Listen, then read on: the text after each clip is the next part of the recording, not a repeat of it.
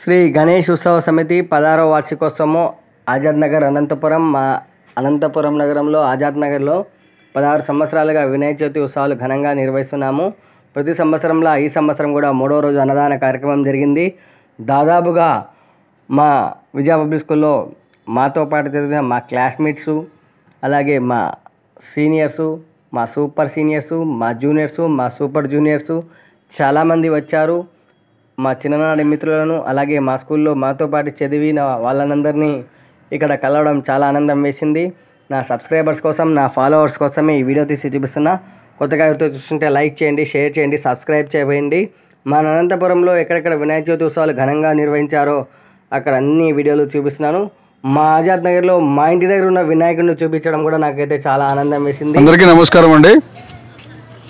అందరికీ ముందుగా అనంతపురం ప్రజలందరికీ వినాయక చవితి శుభాకాంక్షలు.